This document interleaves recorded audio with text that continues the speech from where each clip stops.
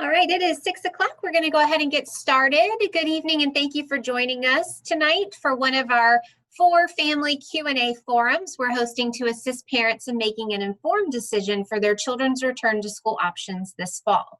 My name is Elena Trott, and I serve as the Director of Strategic Initiatives for Chesapeake Public Schools, and I'm also a proud member of the Responsive Return to School Steering Committee, who has worked tirelessly to provide innovative solutions for this unprecedented situation in public education. We know our families are divided on whether we should reopen our campuses in just a few short weeks. And we also know everyone's situation is different and parents know their children best. So after reviewing preliminary survey data and diving deeper into dialogue through focus groups of parents, students, and employees, we felt the best decision was to give our families a choice on how their children will learn for the fall. I think it's important to note that not all local school districts are offering choice, but Chesapeake is committed to doing what we can to meet the diverse needs of our families to the best of our ability. And while we recognize that we won't be able to please everyone, we are committed to ensuring high quality instruction for all.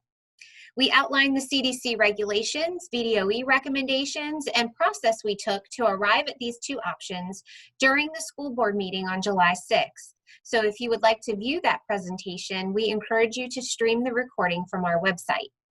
We have a blend of parents joining us tonight with varying background knowledge on the 2 options. So we're going to start with a brief overview outlining the components of both, and then we will move into answering some of your most frequently asked questions. We've received thousands of questions from parents and are going to do our best to answer as many as we can tonight. I encourage you to visit the FAQ section of our Responsive Return to School website, as we'll be continuously updating that page as answers become available. You can also use the Q&A form here through Zoom to submit your questions, and we will do our best to try to get back to you.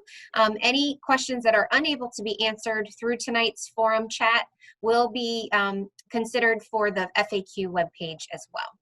Joining us tonight on our panel, we have Dr. Jacqueline Miller, Chief Student Support Officer and Co-Chair of the Responsive Return to School Task Force, Ms. Nancy Sweat, Director of Instructional Technology, Services, and Resources, and fellow Co-Chair of the Responsive Return to School Task Force, Dr. Latoya Walker-Harrison, Chief Academic Officer and Steering Committee Member, Dr. Sherry Wilson, Director of Human Resources and Steering Committee Member, Dr. Angie Smith, Director of Communications and Steering Committee Member, Dr. David Benson and Mr. Herbert Bird, Director and Assistant Director for Transportation, Mrs. Trudy Gelderk, Supervisor of Health Services, Mr. Kevin Cole, Supervisor of Student Activities, and Dr. Craig Pinello, Director of Exceptional Learning, who will be hosting a special segment at the end of this forum for parents of exceptional learners.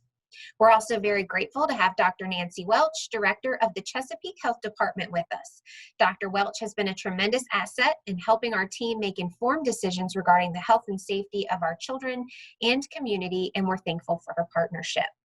I also want to acknowledge all the other Chesapeake Public School employees we have in the session with us this evening, many of whom are wearing the hats of both a professional and a parent. And while we did receive some employee-related questions through the registration form, tonight we're only going to focus on the information our families need to make their choice.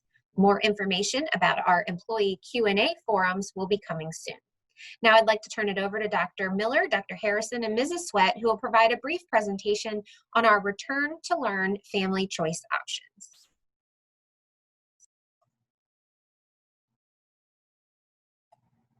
Dr. Miller, we have to unmute you. Thank you, Elena. And I want to welcome all the parents who are attending this evening. Some of you may have heard this presentation that I gave to the board on July 6th, but I am going to review it for those who may not have been. This is the quick version, who may not have been in attendance or watched the presentation. But preparing for a new school year under normal circumstances is a tough job and involves a lot of hard work and planning. This year, as we continue to navigate uncertain conditions, this task has become much more difficult. To begin, I think it's important to share the goals of the Return to School plan. There is nothing more than we want to bring our students back to school safe. To do that, we know we need to outline safety measures and mitigation strategies for safe on-campus learning. And finally, we understand that the current conditions do not allow for a one-size-fits-all approach. So our final goal is to provide families with two options to meet the educational needs of their children. Which brings us to our Returning to Learning Family Choice Instructional Plan. Option 1 is called the On-Campus Continuum. We will provide as much on-campus time for your child as permitted by the health guidelines in place at any given time. Or option 2 is Chesapeake Online, a 100% online learning module that will allow families to keep their children learning at home if that is the best for their particular circumstances. I would like to spend the next few moments sharing some additional information about these options. The on-campus continuum includes 3 possible scenarios to accommodate the changing restrictions of the governor's phased reopening plan. This model represents a continuum because, as we witnessed this spring, school districts must be prepared to shift their mode of instruction at a moment's notice, as an outbreak could occur that would impact our daily operations, or Virginia's reopening phase could be adjusted at any given time. The goal of the on-campus continuum is to safely serve the maximum number of students on campus in any given phase. That means students may be on campus 5 days a week with health mitigation strategies in place, what we're referring to as our traditional model. Or we may implement a blended model that would provide on-campus learning for students 2 days a week and at-home learning for the remaining 3 days. Therefore, limiting the total number of students on campus at one time, allowing for more physical distancing.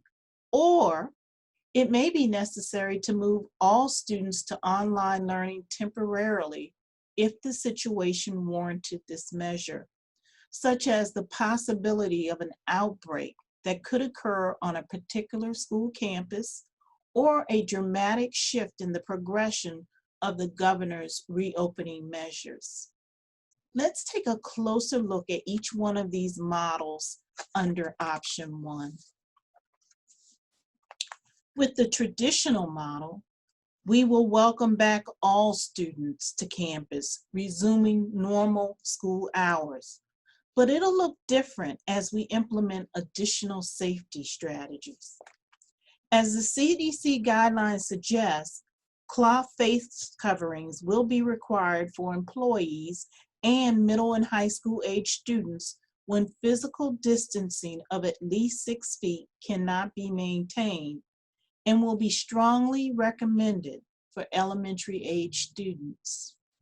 Classrooms will be arranged and hallway traffic patterns will be adjusted to allow physical distancing to the greatest extent possible. Health screenings, including temperature checks, will be administered for all who enter our schools and support buildings. We will limit the interaction of student groups as much as possible by having teachers travel from classroom to classroom, limiting the number of classes on the playground at any given time, and discouraging the use of shared student supplies. We will also have hand sanitizing stations strategically placed throughout the school buildings. Our custodial staff will continue to deep clean all frequently touched surfaces, and all staff will assist in sanitizing such materials such as guided reading books or tools needed for career and technical education.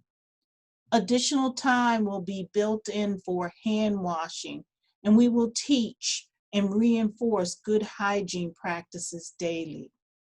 Our cafeteria staff will continue to serve breakfast and lunch in our schools, but our students will eat in the classroom until conditions support large group gatherings in communal spaces. Transportation will be provided to and from school, but face coverings will be required for the use of this service. Due to the health guidelines, a limited number of students will be permitted to ride the bus at the same time. So we are encouraging families to provide their own transportation or have students walk or bike if they are so able to do safely. Now I want to emphasize that these safety measures may be relaxed as the governor's phased reopening of Virginia continues. That is our hope, but again, we must be prepared for anything. Which brings me to the blended model. The blended model may be necessary if conditions require the implementation of additional group restrictions. For example, if our buses are not able to transport all students requiring transportation services to school under the physical distancing restrictions recommended by our health department, then we must limit the number of students we bring in over time. With this model, grade levels are divided into two groups, Group A and Group B, with each group attending school for on-campus learning 2 days per week and working independently at home, either with online activities or paper pencil activities for 3 days. This means that our instructional staff will be working with students face-to-face 4 days per week, and the 5th day will be used for online learning support. Teachers will use this day to support students with their independent learning activities by providing online office hours and conducting small group online interventions through online meetings to support students with special needs or those who may require extra assistance. This time will also be used to support our instructional staff by allowing them time for collaborative planning and professional development to support high quality online instruction, which is so very important right now. It is important to note that every effort will be made to ensure that siblings or students living in the same household are grouped together, and some students considered high need may attend additional days. The final model may be necessary as a short-term solution in the event of a closure or a localized outbreak. In that case, students will participate in online instruction daily until conditions allow for a safe return. This would include scheduled teacher-led learning where attendance is expected, and at-home learning, which may be in the form of pre-recorded instruction modules or paper pencil activities. All instruction would be provided by the teacher of record in this case, and support would be provided through online office hours, emails, phone calls, and online intervention sessions on an as-needed basis. Also, if this model is necessary, meals will be provided at distribution sites while students are learning from home. I know what you're wondering. Which of the 3 instructional models that we described under option 1 will be in place on the first day of school? That decision depends on many factors, including enrollment and transportation needs, and will be made in consultation with the Chesapeake Health Department. We will announce which model will be in place on July 27th, allowing approximately 6 weeks for families to prepare. Let me say it one more time. Where we start on the continuum offered in option 1 will be determined in consultation with the Chesapeake Health Department and will be announced on July 27th at the next school board meeting. I want to share with you that we will be providing a recommendation to the school board. The ultimate decision rests with our school board. Now, I will turn it over to Nancy Sweat, who will explain option 2, Chesapeake Online. Thank you, Dr. Miller.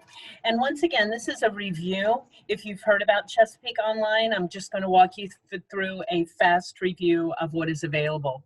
So Chesapeake Online is a 100% online program for students in K-12, where students are going to participate in online instruction from their homes 5 days every week.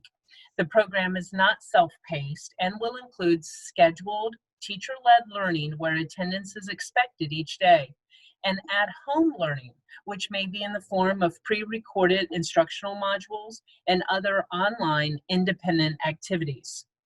While all core courses will be available for students in grades K-8 in this model, as well as all courses required for graduation for our high school students, some elective courses may not be available due to the nature of the course content. For example, some of our career and technical education courses require hands-on instruction and assessment. As I mentioned, this is not a self-paced option, and there will be teacher-led online sessions where attendance is expected. To give families an idea of the time commitment involved in this option, let's take a look at each level. At elementary, students will be expected to attend approximately 1 to 2 hours per day for students in K through 2, 1.5 to 2.5 hours per day for students in grades 3 through 5. Students in middle and high school will be expected to participate in 30 to 45-minute sessions each day for each course in which they are enrolled. These times are approximate ranges, and schedules may vary from some courses and grade levels. Additional instructional time is provided as needed for students receiving specialized support, such as those in special education, English learners, gifted education, and students requiring targeted intervention. Students will also complete independent work that may be pre-recorded learning modules or other online activities.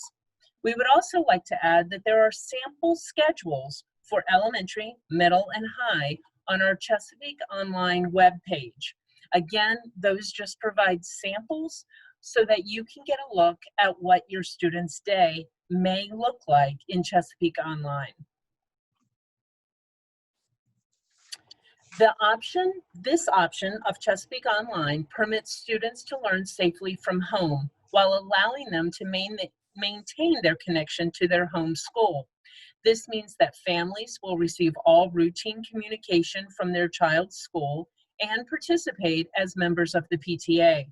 In addition, the students are eligible to participate in extracurricular or sports once those activities resume at the school.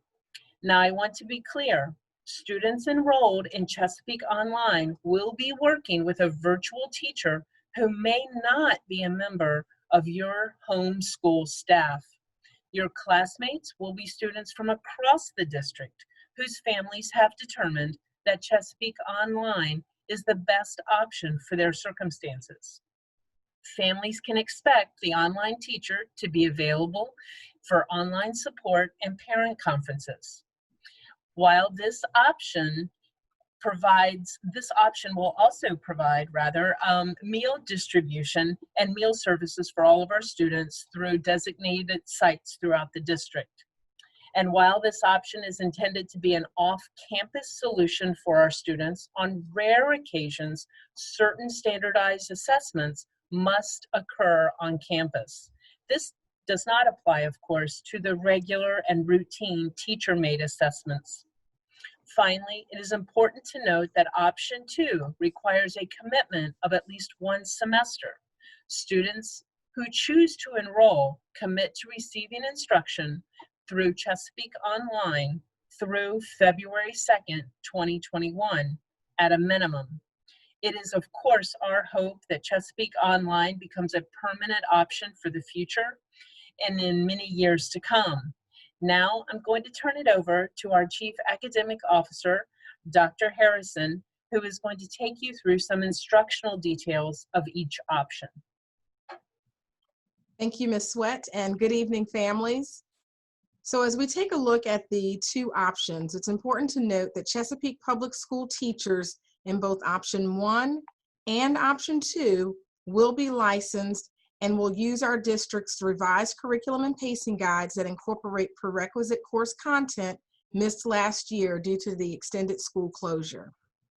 This year, all Chesapeake teachers will be using Schoology, a robust and user-friendly learning management system that will allow teachers to organize, manage, and deliver course content to students in one centralized learning hub.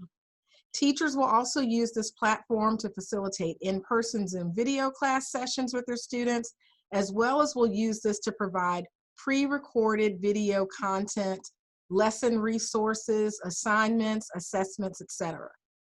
All Chesapeake Online courses will be delivered via Schoology, and professional development is currently underway for all teachers in the division. However, Schoology will also be used as a resource for instruction and support in the blended and virtual models under option 1. That means if we have to pivot to blended or virtual learning in option 1, teachers will have the tools needed to ensure learning is not disrupted in these possible shifts in the mode of instruction. Next, we're going to take a look at course offerings. So you can see here that there may be some limitations on the elective options that are available through Chesapeake Online. This will be determined by student enrollment, as well as limits of online instruction for specific software not available on Chromebooks, or those courses which rely heavily on on-campus lab exercises and activities. We've received many questions about students taking some classes through Chesapeake Online and others on campus, such as their hands-on electives like music, Chesapeake Career Center, and the like. At this time, option 2 is only 100% online and intended for those who want to remain at home for learning. There may be some exceptions for seniors enrolled in CTE completer programs at CCC. Similarly, due to the hands-on learning required in our unique Academy program courses, Academy students will need to select option 1 to take those courses. Academy students who select option 2 will still be able to remain in their program and can resume Academy courses when they return to on-campus instruction. For students enrolled in dual enrollment courses through TCC, we are currently in communication with Tidewater Community College and will update parents on dual enrollment courses, which ones will be available through Chesapeake Online as soon as possible. And one additional reminder I wanted to add, and that is regardless of what option you select, we are asking all parents to submit any course request changes to their school's guidance department no later than July 21st, as schedule changes may only be granted for extenuating circumstances. In regards to scheduling and instructional time, you can see that in option 1, our schools will follow regular school hours when students report to campus. As a reminder, Chesapeake Public Schools adopted revised start and stop times last spring, and a copy of those hours are available on our district's website. Students who do not report to campus on their assigned days will be marked absent. As in the past, students who need to apply for extenuating circumstances will be able to do so with medical documentation, And I also want to let you know that we will be suspending the exam exemption for attendance this year. In the event of a temporarily online scenario, we will have a set schedule for all teachers to provide real-time learning sessions, and those expectations will align with Chesapeake Online's estimated times that you saw listed under option 2. In option 2, students will be required to submit weekly assignments to stay on pace, and attendance in virtual class sessions will be required. Virtual class sessions will be scheduled during the regular school day. Therefore, parents should only select this option if they can guarantee or can arrange for students to be online during the day. We've also been asked if virtual class sessions will be recorded for those who are unable to attend during the regularly scheduled time and/or who want to reference them later. And unfortunately, due to privacy concerns, teachers will not be asked to record live instructional sessions. While live class sessions may not be recorded, teachers may opt to record instructional videos and post them to Schoology for student access. Students who miss a session will also have an opportunity to request individual assistance to get makeup work from their teacher and/or meet with their teacher during weekly office hours. Now, for students who need additional instructional support, teachers in both options will be available to provide individual and/or small group intervention sessions and will also maintain ongoing communication with parents. In regards to assessments and grading, teachers in both options will use the Chesapeake Public Schools grading scale and will discontinue the pass incomplete option that was afforded to students last spring. Oh, I'm sorry, did I skip a slide? It looks like there we go, thank you. In regards to assessments and grading, teachers in both options will use the Chesapeake Public Schools grading scale and we will be discontinuing the pass incomplete option that was afforded to students last spring. It's also important to note that weighted course credit will still be honored for eligible courses in under both options. Also, as a reminder, families will have until the end of the first semester, that's February 2nd, 2021, to change any grading choices from the 2019-20 school year. Please contact your child's guidance department if you need to change from a letter grade to pass or vice versa. Also, if your child received an incomplete in a course from last spring, you will need to make arrangements to complete those course requirements by the end of the first semester as well. Now, in regards to technology access for students, please note that we will offer a device loan program this year. Families in need of a Chromebook will be able to select that option when they submit their choices in Parent View. Priority for Chromebooks will be given to Chesapeake Online students and secondary students in option 1. We're also in the process of developing a Wi-Fi access plan for families who do not have internet in the home, and we will certainly keep families updated on those opportunities. Finally, we want to reassure our families that regardless of what option you choose for your child, he or she will remain enrolled in their assigned school and may participate in extracurricular activities that are being offered.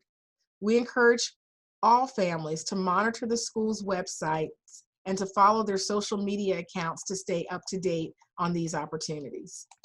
Now I will turn it back over to Dr. Miller, who will share some additional updates. Thank you, Dr. Harrison. To give you a brief update on the return to school sports and activity plan, Chesapeake Public Schools resumed select sports and activities at the high school level only, and that began July 13 with certain restrictions. Unfortunately, games and scrimmages are not permitted, including summer leagues, and transportation is not provided for these activities. You can review the complete return to sports and activities plan on our website, and we will continue to provide updates as conditions improve. The Virginia High School League will be meeting on July 27th to vote for 3 possible models, which include 1, leaving all sports in their current season, 2, switching the fall and spring season, or 3, delaying all sports by rescheduling their season dates. Now, I'd like to explain to you this slide in regards to student transportation. Anyone riding the school bus will be required to wear a mask. Also, we will be having students sit 1 to a seat, which gives us a 6-foot distancing from side to side and 2.5 feet of distancing from front to back. On all of our buses, as you can see here, you will see the passenger size of our buses and what health guidelines recommend at this particular time. For example, on our 71 passenger bus, we will only be allowed to transport 24 individuals. The 64 passenger would be 22, and the 24 passenger would be 12. We would transport our special needs students on a case-by-case basis. We will also allow those living in the same household to sit together. That will be the only time that they will be able to sit together in a seat. We will load from the rear to the front, and we'll unload from the front to the rear. We'll exercise 6 feet of distancing at the bus stops. Parents will need your help with that, to tell your children to stay 6 feet apart. See how that works. And we'll do distance required to walk to a bus stop, and non-transportation zones may be extended. Now, we will be using electrostatic sprayers to clean the buses with Surface Guard, which is a product, and another product called Holt, in between our AM and PM runs. Drivers will use disinfectant spray to wipe down the high contact areas in between routes. Families with partial transportation needs should select yes for transportation in parent view.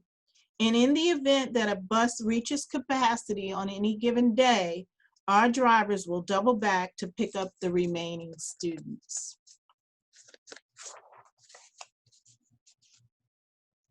Now, families can now make their choice using parent view until July 31st. We heard you, and hopefully you got your call today. We just extended that within the last hour, so you have this information hot off the press. If families need assistance with their parent view login, we ask that they contact their child's school principal for assistance. When making their choice, parents will encounter several questions, and let me go over them. First, to select which option is best for each child, as what is best for one child may be different for another. The on-campus continuum, where the instructional model may vary according to the circumstance, or Chesapeake Online, that requires at least a semester-long commitment through February the 2nd of next year. Next, families will be asked to confirm their child's access to technology and the internet. We do not want access to technology to be a barrier that limits family choice. Then we will ask families to confirm their transportation needs. As mentioned before, due to health guidelines, a limited number of students will be permitted to ride the bus at the same time. So we are encouraging families to provide their own transportation or have students walk or bike if they are able to do so safely.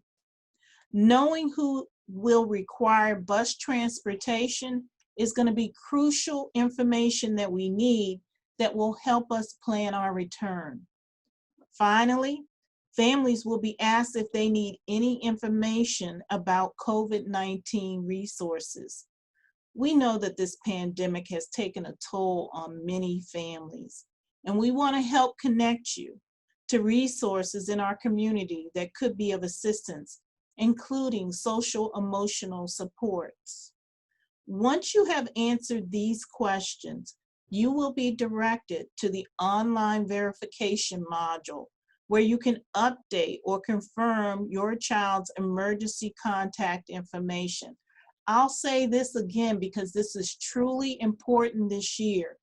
Once you answer all of the questions, you will be directed to the online verification model where you can update or confirm your child's emergency contact information.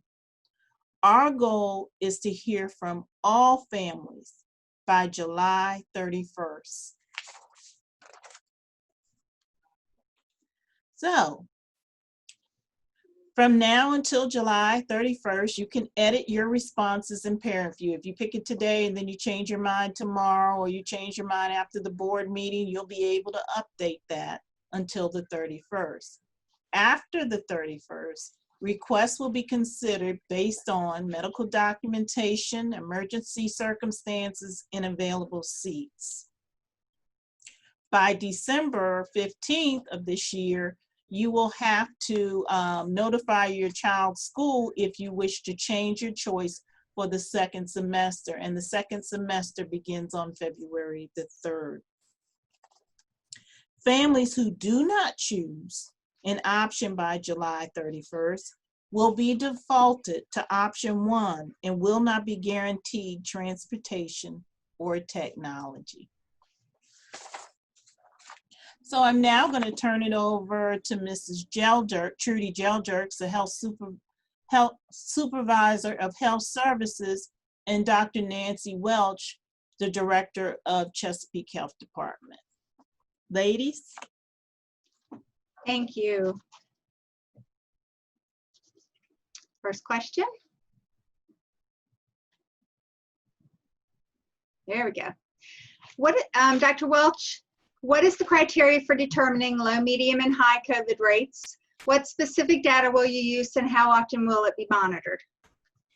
Yeah, this is a far more complicated question than what it appears in writing. The state has established a multifactorial definition process for low, medium, or high.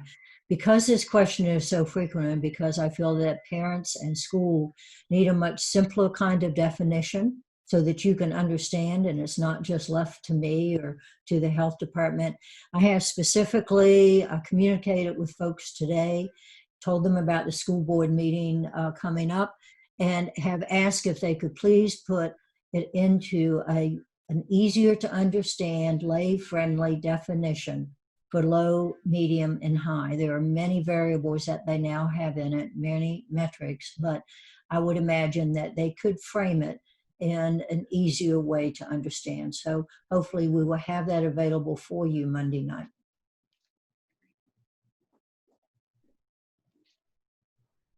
Again, Dr. Welch, is there a possibility that different schools will be on a different stage of the continuum, or is there a chance that a specific class could be quarantined? Sure, there is. It depends upon what is occurring.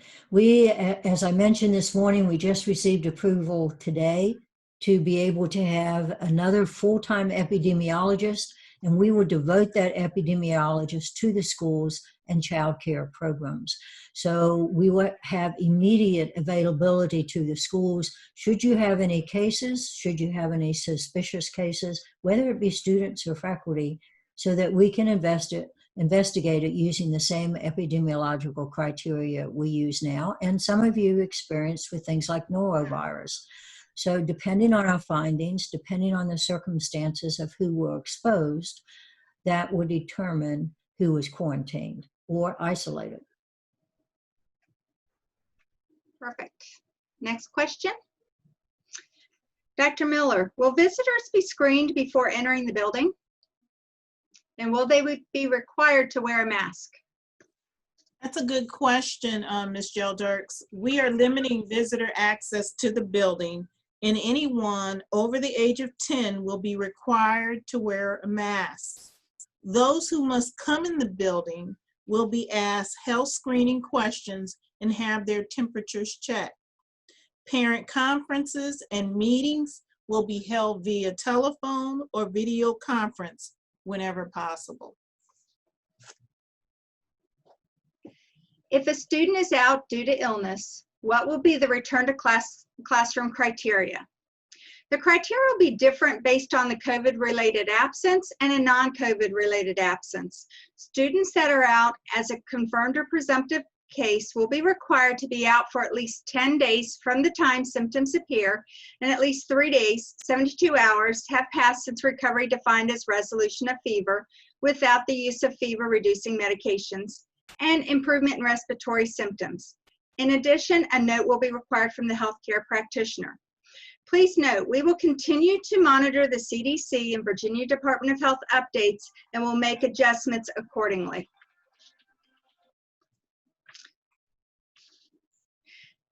Are there any return to campus restrictions for students and staff who travel to hotspot locations? Students and staff that travel will be required to discuss their travel itinerary with health services. Health services will be able to utilize timely information to determine what quarantine period will be required based on the location and their mode of travel.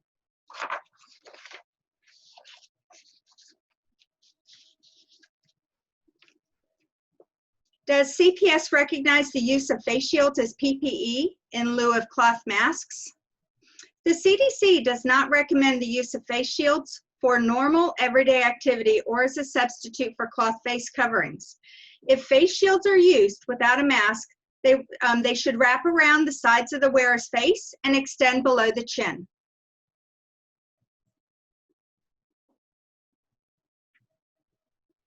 So how often will the bathrooms be sanitized? Dr. Miller? Bathrooms, in addition to other frequently used areas in the school, will be sanitized several times throughout the day.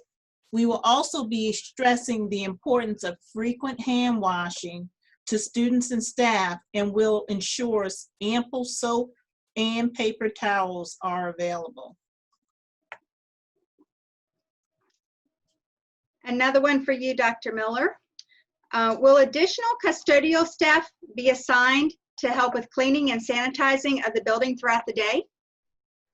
Yes, we plan on having additional custodians during the day to assist with the cleaning of the classrooms in high frequency areas. And if students are eating in classrooms, how will meal times be handled to ensure students with allergies are safe? Parents will need to inform the nurse of their child's allergies, and those food items are not permitted in the classroom. The health advisors will provide a list to all the teachers and with the students' allergies at the start of the year, and ongoingly throughout the year as things change. And signs will be posted on the outside of the door to serve as a reminder.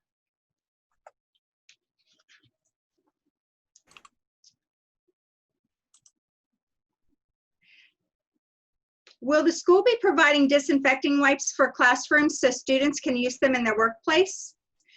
Each classroom will be provided with disinfecting wipes, sanitizer, replacement masks, and gloves, should and when they are needed.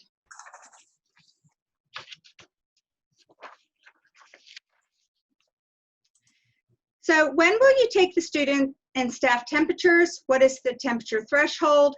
How will you handle fever cases? So students and staff will be monitored on a daily basis. Temperatures will be checked prior to entering the building.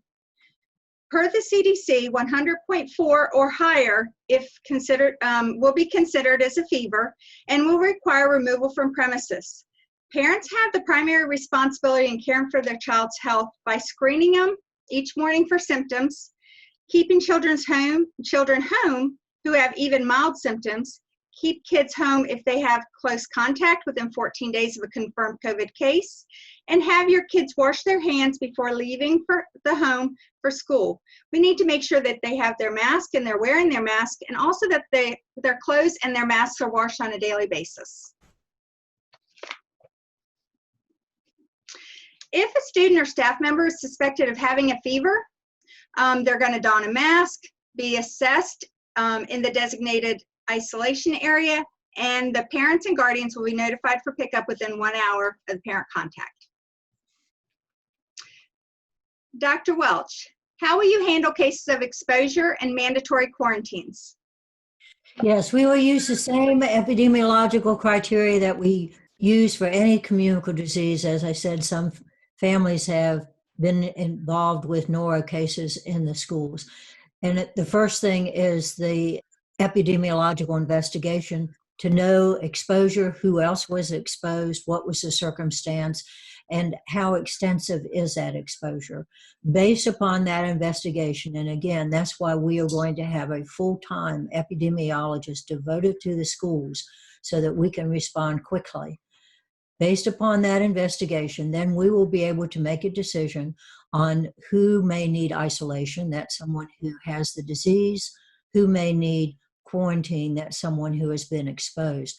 I have provided the school with a copy of the CDC guidelines that certainly can be shared with any parent that relate to isolation and quarantine and the distinction between the two and the timeframes that are involved.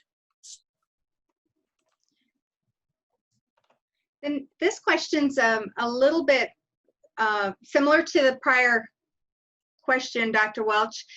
Anything to add in terms of what do we do when a student or staff member tests positive for COVID-19? Well, the first thing we do, obviously, is investigate. That's called contact tracing and following up on that. Right now, no matter where someone gets a test, at CVS or at the private physician or at one of the test sites, all of that is electronically entered. So we get the information at the health department, and we have about 20 contact tracers who then are working 7 days a week so that we can follow up.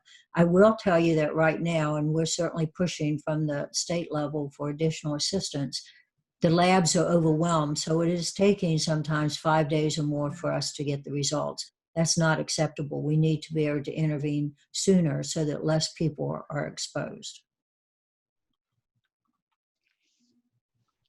How will families be notified if someone in the school gets COVID? Again, we will use the same kind of criteria that we use with any communicable disease. This is a communicable disease. It falls into the realm with epidemiology. So we will protect certainly any identification, personal identification of people involved. But if someone has been exposed, we will notify. There will be letters that will be sent. Some of you have historically received letters on other communicable diseases. And of course, the epidemiologist will be available for any questions that parents or faculty or the school may have. Will CPS institute mandatory COVID testing for students and/or staff? Revisions were made on July 2nd to reflect the Virginia Department of Health's stance on testing.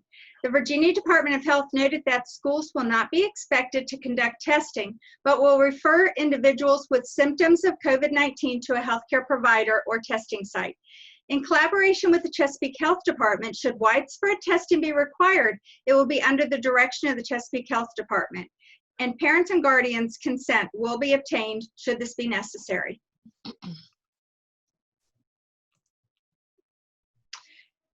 And this one's for you, Dr. Miller. How many students will be in a classroom, and what is the average physical distancing between desks?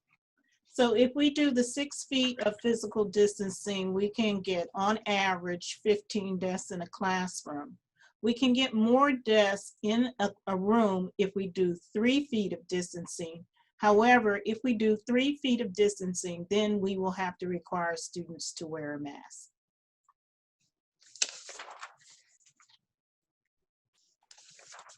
Now I'm going to respond to some of our academic or instructional questions related to the on-campus continuum. So if it becomes necessary to shift from one instructional model to another on the continuum, how much notice will be given to families? And unfortunately, we are unable to anticipate this. We will provide as much notice and provide notice as quickly as possible, but we also encourage families to stay informed on trend data from the health department and to also monitor the governor's updates. If we go to temporarily online, will the online instruction come from my child's regular teachers? And how will it be different from what we experienced this past spring? And yes, your child's regular teachers will provide instruction via online learning in option 1. We have a plan to increase our expectations for curriculum, direct instruction, and grading if we need to go to online learning. Additionally, we have a new learning management system, Schoology, that will help streamline communication. And finally, as I mentioned earlier, our teachers are currently undergoing professional development, and this will be ongoing throughout the school year for our teachers throughout CPS. Will there be a lag in instruction if we have to transition to temporarily online? And we certainly learned a lot last spring when we had to suddenly transition to online learning. However, with our new learning management system, as I mentioned before, and our revised curriculum and pacing, professional development, and additional resources, we now have a more proactive approach. Our teachers will be far better prepared to provide high quality instruction across the continuum with all of these resources in place. If a child is out due to possible COVID-related illness, will they be able to access the schoolwork, lessons online while mandated to quarantine at home? And will these absences be recorded and counted against the students toward their total? Students will be able to complete makeup work for being out due to illness. Absences will be recorded, however, this would qualify as an extenuating circumstance due to medical reasons. Do parents who select option 1 have to sign a liability waiver? At this time, we are not asking parents to sign a liability waiver. If a student in option 1 gets sick, can they switch to option 2? And for this, we will follow our current medical homebound criteria, which requires documentation from a physician after a student has been absent for 10 consecutive days. At that time, we will review the request on a case-by-case basis. Another question we received was, if we have to go temporarily online, will there be a set schedule each week for the real-time class sessions? And yes, all teachers will be expected to have real-time class sessions scheduled each week.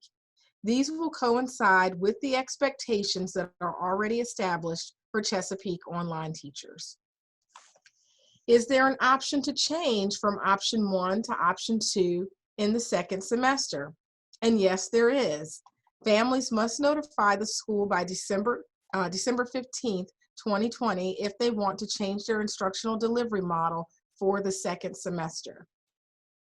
For the blended model, why are you alternating days instead of having students attend 2 days in a row? This is a good question. The alternating day schedule eliminates a 3-day gap in on-campus learning and was preferred by stakeholders in our survey. School operations are also prepared for daily cleaning and sanitizing of our buildings. Are middle and high school students expected to stay in the same room all day? And how will you maintain physical distancing during class changes? No, our middle and high school students will need to change classes, but we will be providing additional structure for hallway traffic, and students will be required to wear face coverings during arrival, class changes, and dismissal. Well, what will PE and/or recess look like? And will secondary students have to dress out for PE? PE and recess will occur outdoors as much as weather permits. Physical activities will also be in small groups. And our secondary students will not have access to locker rooms, and so we are encouraging them to dress accordingly. Now I'm going to turn it back over to Ms. Sweat to provide some additional Q&A. Thank you. Yes, thank you. So we received 10 questions about Chesapeake Online specifically, and I'd like to go through those now with you. The first one being, how and when will you determine which courses are being offered through Chesapeake Online? Will my child have a chance to change the course, make course request changes? As previously stated, all core courses for K-8 will be offered. Additionally, all high school courses required for graduation will be offered. Elective courses will be determined by student enrollment request. Parents will be notified if a specific course is not going to be offered through Chesapeake Online so that they can work with their student to choose an alternate course. School counselors can arrange students' schedules so that their more hands-on courses and electives will be offered in the second semester or a subsequent school year when the student is on campus. If a student transitions from Chesapeake Online to on-campus learning for the second semester, what can my student expect? Students will return to their assigned school and be placed in classes for the courses they are taking. Teachers will receive transfer grades to enter into their grade books. Teachers in both options will be using the same curriculum and the same pacing guide, so students will be able to transition easily without any loss of content. High school students enrolled in high school semester courses will begin new courses in the second semester. If my student selects online for the first semester, are they able to take A/B year-long alternating courses? High school students in Chesapeake Online will be able to take A/B courses and complete their courses for credit. Will my child be able to take his or her art, music courses online? This would even include health and PE courses. Yes, students will be able to take their art, music, health and PE courses regardless of what instructional delivery model they select. This includes Chesapeake Online and the on-campus continuum. Where can we learn more about Schoology? Schoology has a variety of demo videos available online. However, the district will be providing more detailed information for students and parents once our students' schedules have been uploaded. As a reminder, Schoology is going to be used district-wide by all teachers with all students. How many students will be in Chesapeake Online courses? We are staffing Chesapeake Online using the same student-teacher ratio as our on-campus classes. We have a couple more questions for Chesapeake Online. Will my student be in classes from students from other schools? Yes. Chesapeake Online is a blended program for all of Chesapeake. Will gifted and talented elementary and middle school students be clustered to receive the GATE curriculum? Similar to traditional school setting, we cannot guarantee all gifted students will be in one online class. However, teachers will use gifted strategies and provide extension and enrichment learning experiences for our identified gifted students. This may include additional small group sessions and independent learning activities. Will students receive hard copies of textbooks, math manipulatives, materials for science experiments, and other learning resources? Chesapeake Online will rely on online resources and learning experiences. Virtual experiences will happen for the science experiments, for example. Hard copies of textbooks will be available upon request from the student's assigned homeschool. How will teachers be selected for Chesapeake Online? Teacher applications, which include a performance task, principal recommendations, and previous professional evaluations, will be used to select teachers for Chesapeake Online. All teachers who are selected will receive specialized training in online teaching strategies. And again, they will all be endorsed and fully licensed in the areas in which they'll teach in Chesapeake Online. Okay, so those were some questions for Chesapeake Online. And I think now we're moving to some other general questions with Dr. Miller. Thank you. First question is, where will students congregate in the morning before classes begin? Students will report directly to their homeroom class when they arrive to school. If they arrive to school prior to the staff start times, they will be required to report to a designated area in the school, which will enable students to maintain 6-foot distancing until the bell rings.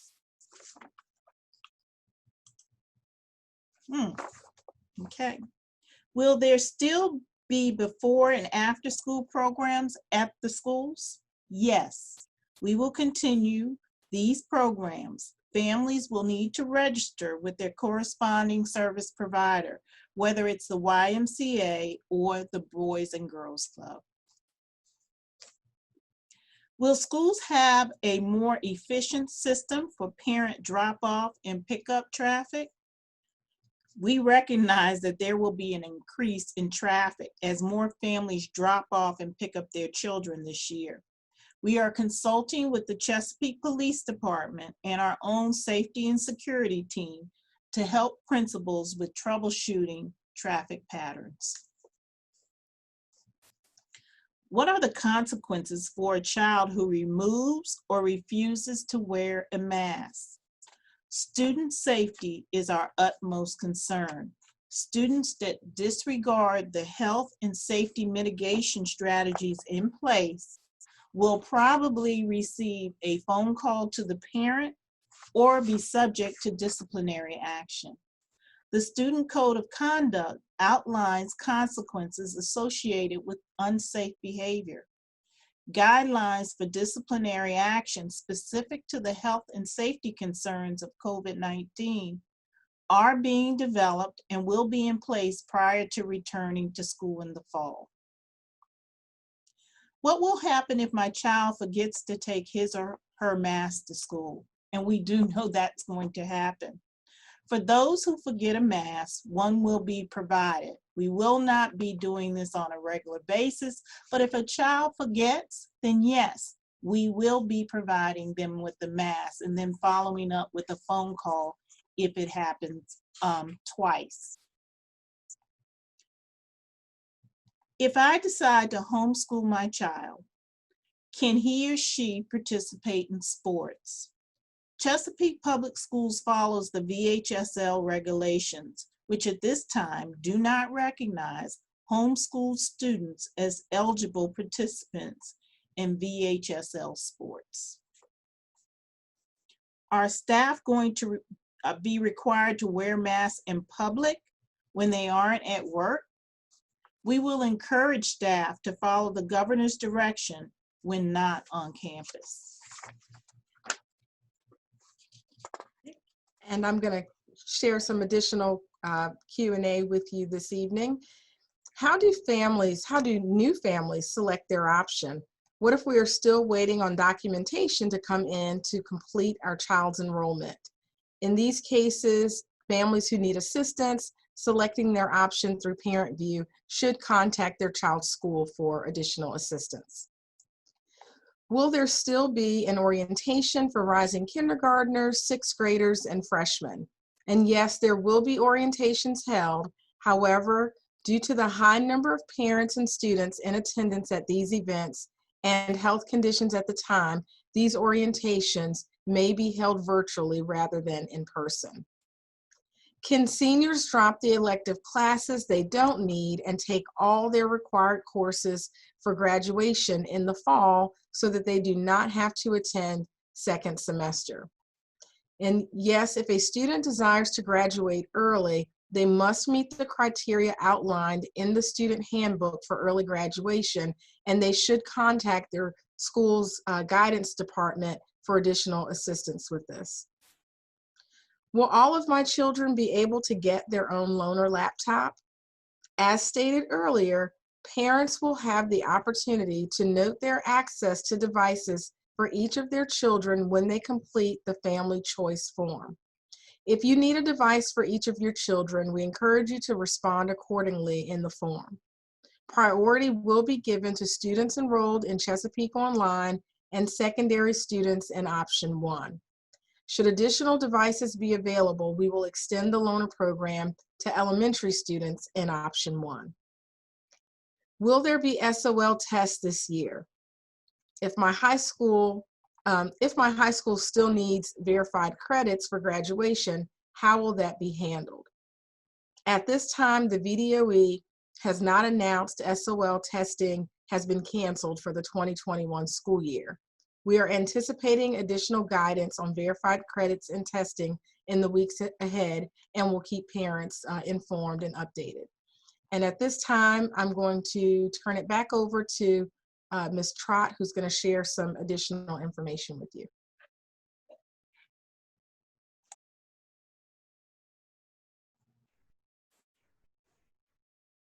All right, good evening. Let me bring this up here.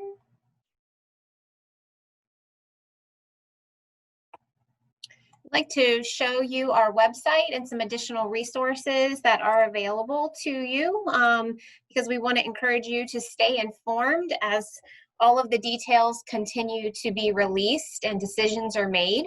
From our Chesapeake Public Schools website, you can see here this slider. It has the responsive return reopening plan. If you click on that, you can see a landing page here that has information regarding our preliminary survey data, as well as the full presentation to the school board provided on July 6th, a link to Parent View, and detailed instructions, which are step-by-step instructions for making your choice. And then additionally, up here, you have additional information about option 1. Many of you are typing in the Q&A that you'd like to see a sample schedule for Chesapeake Online. We are in the process of uploading that, so we do hope to have that up very soon. This is where that will be. Our frequently asked questions, which we just added to it today, actually. If you click on these subheaders here, they will continue to expand, and we are just beginning to number them. So we'll continue. Here's one that we added today. We will be able to continue to grow that information for you in the order in which it's received. And then we have the responsive return framework. This is a detailed guide here. Many of you are asking about contact tracing and the like. We have a whole section dedicated to that here. So if you click on this, it'll open a PDF for you to view. And then here's again information about making your choice. So this concludes the general education portion of tonight's family forum. And if you do not have a need to hear the information from Dr. Craig Pinello, our Director of Exceptional Learning, who will share specific information about students who receive special education services, then we invite you to continue your evening at home tonight, and you're welcome to log off. And the rest of you, please join me in welcoming Dr. Pinello. Thank you very much, Ms. Trott. And good evening. I want to welcome and thank everyone who has decided to stick with us just a little longer to hear some additional information regarding our exceptional learners. I know how stressful these times are for everyone, and I certainly recognize that there is added stress to our families who have students with disabilities. Tonight, I hope to provide you with a bit more clarity on how our students with disabilities will be affected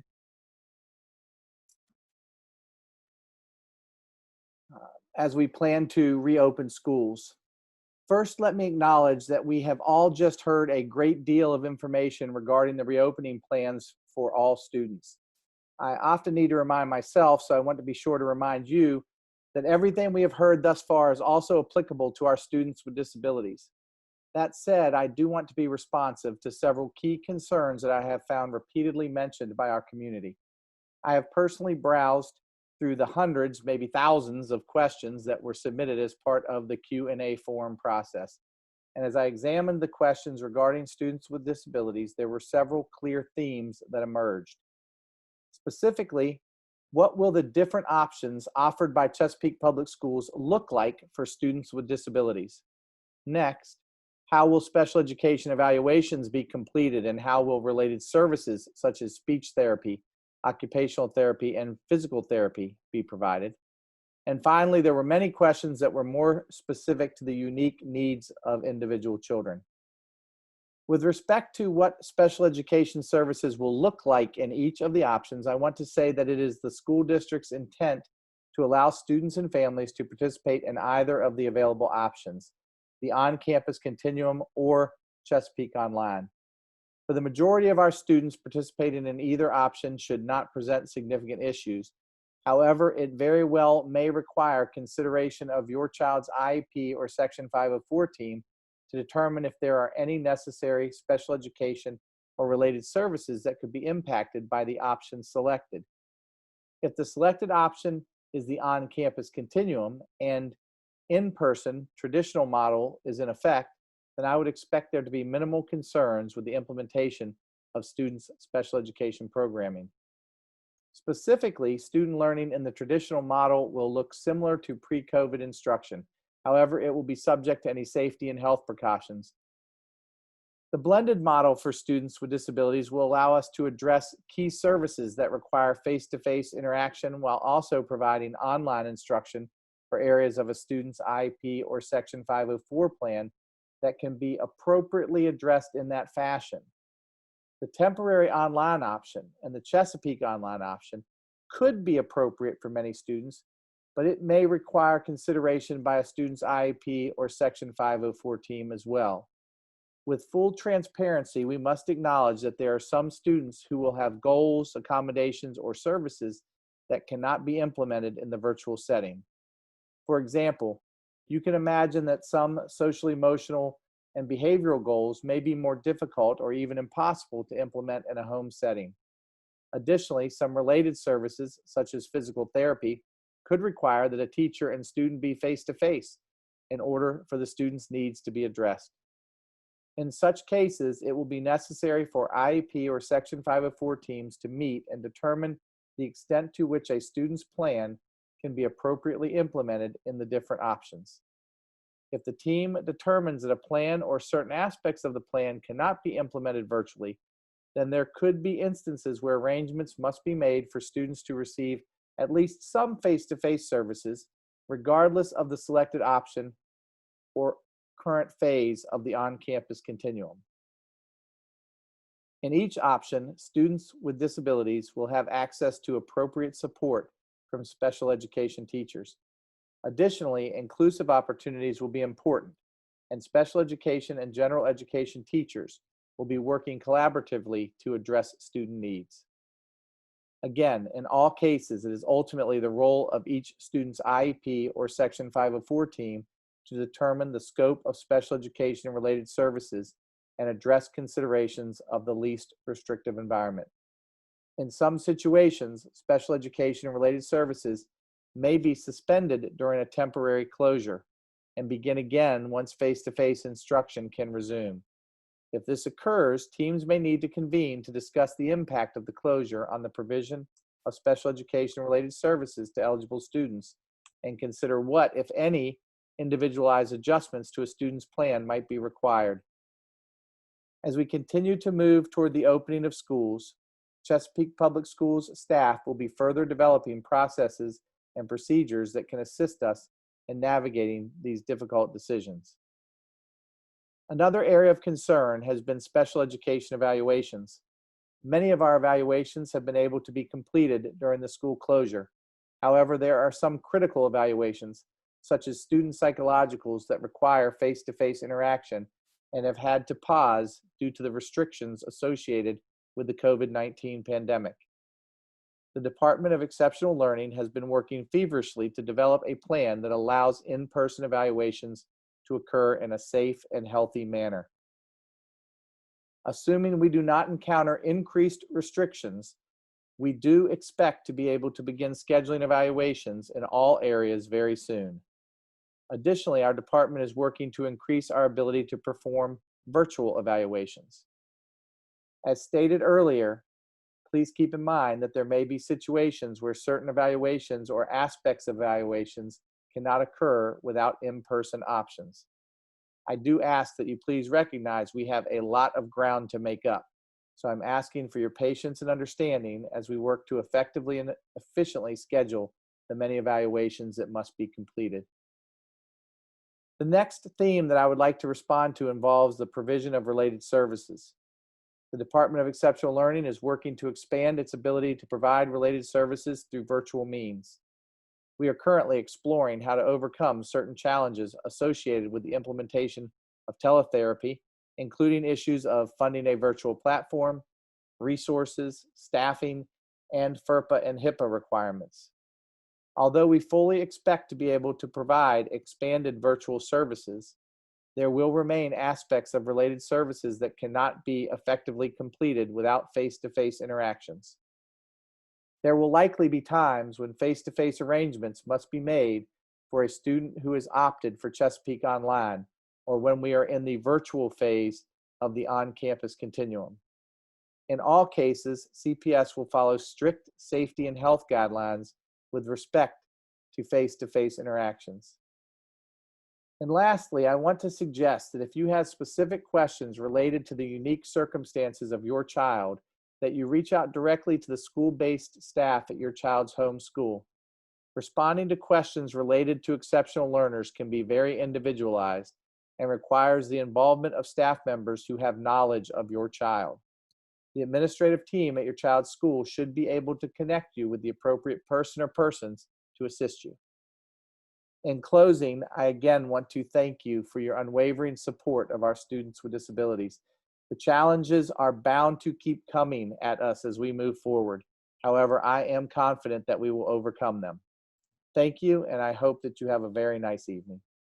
Thank you, Dr. Piniello. And this concludes our Family Q&A Forum. Again, families, we encourage you to continue to look at our website for updated information. And as always, you can use the Let's Talk application on our website to submit other questions and have additional dialogue with us. Thank you and have a good evening.